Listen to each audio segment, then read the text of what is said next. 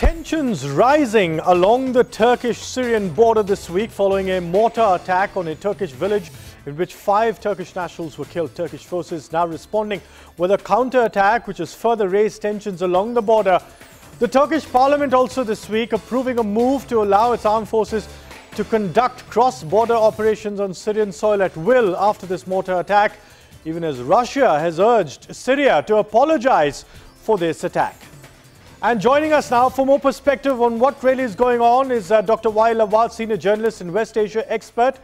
He's here with us in studio. We also have Satish Jacob, editor, Newswire service, who's here with us. Dr. Awad, I'd like to start off with you first. This is something you were predicting, the tensions along the border, a very dangerous situation growing. The Islamic countries, the Organization of Islamic Countries, we know have been deliberating on whether to send an intervention force. Is it now time to act? No, not at all. I don't think that. But we know, all knows that the Turkish government have already taken decision to be part of the plot to topple the Syrian regime. They are sheltering, harboring the terrorist organization Al-Qaeda and their affiliated groups.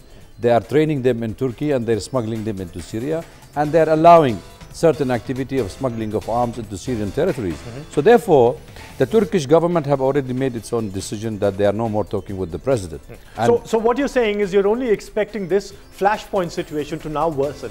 It's going to worsen because the army of Turkey understand the game plan and they will not go. They know that going to Syria is not a picnic. It's not Iraq, it's not Lebanon, it is Syria. So even when they tried to smuggle 2 NATO planes inside Syria and they were shot down, one of them was shot down. The similar fashion at this one, because this is under investigation. Who fired the mortar bombs? Was it the Syrian army? Was it the terrorist group on the border? It has to be clear. Then we will know. And this has happened, you know, it can happen in LOC between India and Pakistan when they want to smuggle terrorists into India. They fire. Absolutely. All right. Satish Jacob, you've been in Syria recently. You've extensively traveled across the country, seen the situation during the rebellion as it continues. We were talking earlier about the US presidential debate and how Mitt Romney, the Republican candidate, has also attacked President Obama for weakening American interests across the Islamic Maghreb. Do you see dangerous international politics by the West at play in Syria and in this region? Dangerous politics in Syria by America? They've been doing it for the last 2 years, not just in Syria, the whole Middle East. They have been, what has happened, I mean, Arab Spring was very genuine in Tunisia, we all agree. To a certain extent, Egypt as well. But was there Arab Spring in Libya? Was there any Arab Spring in Syria?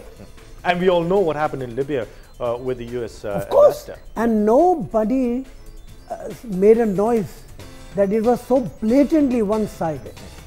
Nobody knew, nobody could understand why they were after Libya. Of course, the oil was there.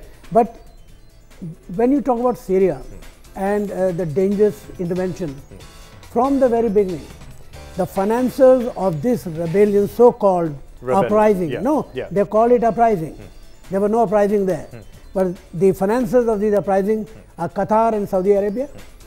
The operations, overall operations, CIA, America is looking into it. And the whole idea was to do it before the presidential election. That has not happened, and that is what has annoyed them. And now Turkey has been thrown in. And perhaps in the middle of all this, Russia has been the only moderating factor so far. But hold on to your thoughts. We're going to talk about Iran and how. I'm sorry, I'm going to intervene. All right. Russia is the steadfast friend of Syria for 2 main reasons. Because they had very strong ties between the 2 countries, and also the Baath Party and the erstwhile Soviet Union Communist Party were very close. All right.